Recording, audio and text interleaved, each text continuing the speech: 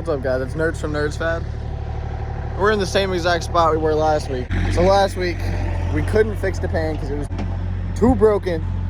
But the pan just came like yesterday. We're gonna try to get it up to the garage and do the pan. It's back in the garage, so we can put a new oil pan in.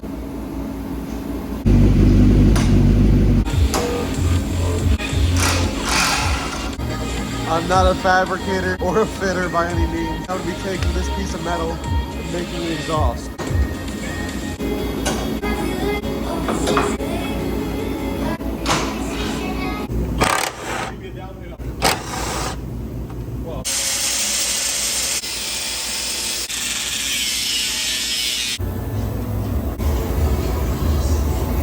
Oh, dude.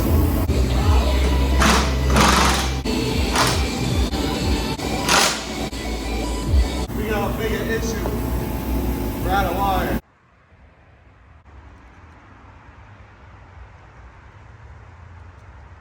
I got pretty much everything disconnected. There's a little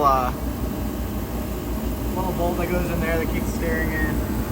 I got sway bars. I got the back two subframe bolts that I cross-threaded last time. There's two left. You can't see them. They're in there. All right, well, he's doing the exhaust. I got half the subframe bolts out. I got sway bar out. Steering disconnected. Motor mounts. There's a crack there. It goes all the way up. We were gonna JB weld it. It was like way too bad. We're gonna strap it, probably from the front around here somewhere. That's what I did last time. I think I put the strap right under here. Strap it to the frame rails. Then we're gonna lower the car down, put it on jack stand, put it almost to the ground, and then we're gonna lift the car off of the subframe. Then I gotta somehow build motor mounts that raise the motor so this doesn't happen again. But I wanna drive this thing, so yeah, here's my frame rails. Absolutely smooth. These used to be flat. I don't know if you can tell, but it's not. It's not flat. It's flat up against here now, but it's not how it's supposed to be. And also, if you carry it, it has no suspension at all. I think a hammer would fix it. Not this, but that, for sure. Yeah, but now I guess I'm gonna strap up the motor, drop it down a fair bit, then take the 4 bolts out. We're gonna lift the car up. These things are like $250 to $300 a piece on eBay. This is the third one. This is the second one I had to buy, but that's why I'm raising my motor so I don't have to spend another $250 to $300 again.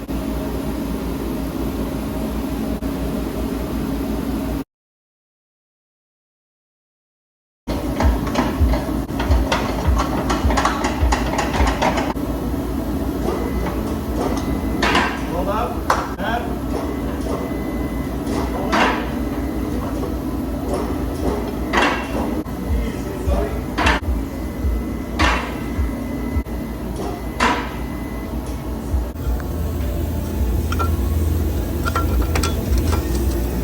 Don't worry, Captain will buff out them scratches. These are supposed to stay on the motor. Hey, look at the crack in the pit. I told you we were fixing it.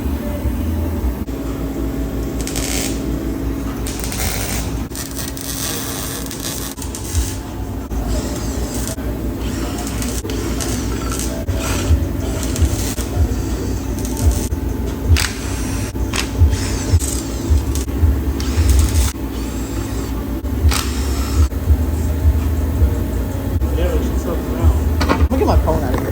You're gonna drop the pan.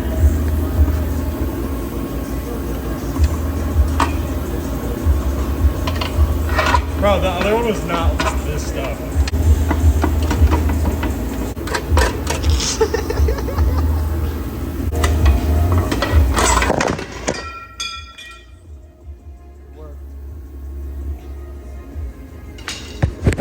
So what had happened was this was stuck in the broken part of the pan. Yeah. So I got the new pan here. I'm gonna let it soak in some super clean, but I forgot to get brake cleaner like I was supposed to.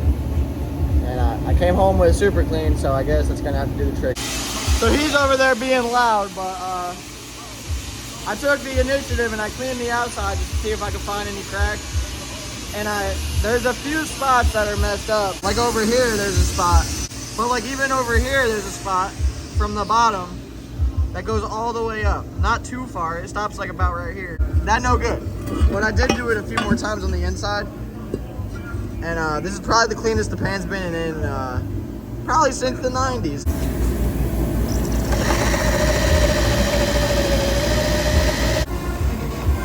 So we took those two bottom ones right there, used to go right there. So we took the measurement from this one to this one. I'm covering up the mic. So we took the measurement from this one to this one and we put them up, both of them. So when we lifted that, it dropped these down. And this is, the motor sits on the subframe with this. So when you lower that, the motor goes higher. So the new pan is in, mounts are made. Subframes, or car's getting ready to drop back down onto the subframe. Hardest part is gonna be the steering shaft. We gotta cock the wheel straight up there, make sure they're straight down here. We gotta spin it to make sure we get to the bolt. This is the home swing. All right, hold on.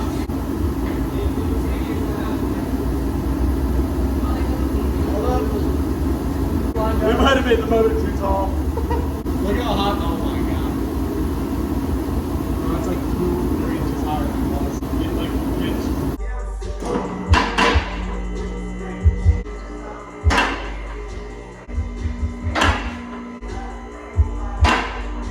So that U-joint for the steering shaft wouldn't go on because the splines were messed up from the last time we did this. From the last time I did this. So no lift dropped the steering rack. And we made it go on. Or he made it go on. He's also pissed. That's my bad. Alright, so we got pretty much everything buttoned up. I just want to make sure it starts. Like it never got the oil pressure. Alright. Alright, good enough for me. So it's been 2 days since we fixed the pan. Battery died in the driveway, so today I jump started it and I went out and it's knocking really badly. Oh, there's a whole tree in the road. Oh my god, there's a whole tree in the road. It's making a lot of top end noise. The brakes are really bad because it's been sitting for like a few months. So all you hear is like, you can hear it. But I have to do a burnout in order to know that I succeeded, a little bit at least. I forgot how unenjoyable this thing is to drive. Yeah, this thing's making really bad noises. I'm not gonna say it never did. It's making a lot more than oh my god. And now that it's quieter, I can hear it. There's another tree in the road. The hood is not closed at all. Well, you don't need to go fast to do a burnout. This thing don't want to do a burnout.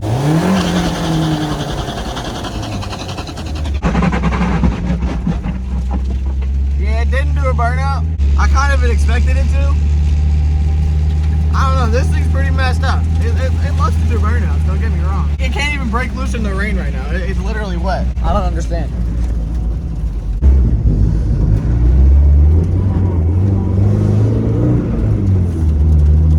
It's nice to drive it again though, I'm not gonna lie. This is where all the cracked pans happen. It's got stuff.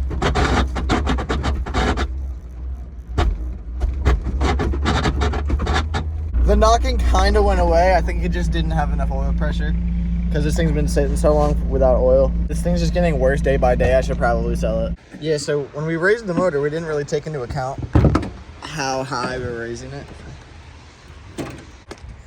The engine's about an inch too high because the hood goes like this a little bit, but it does sit about an inch too high in the front at least.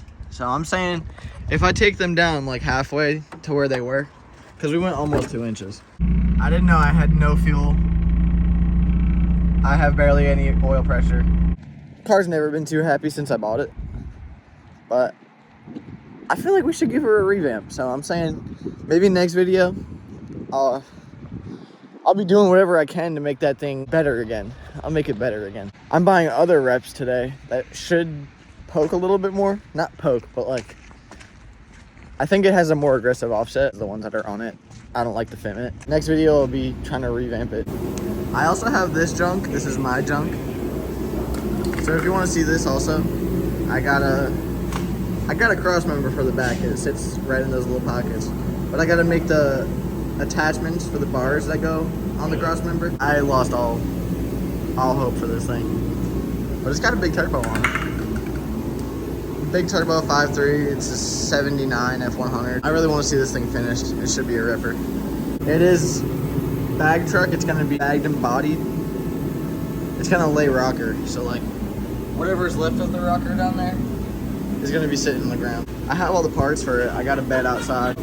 I've been meaning to finish this thing for a while. It's just sitting right here. I would love to keep making videos for this small group of people that actually watch them. I would love for people to give me ideas on what to do, because half the time I literally don't even know what to do. If you like the video, please come back for more.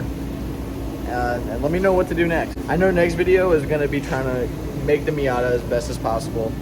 It stopped knocking a little bit, but it's down on power. I don't know why. I got to figure it out. Until then, it's Nerdz Fab.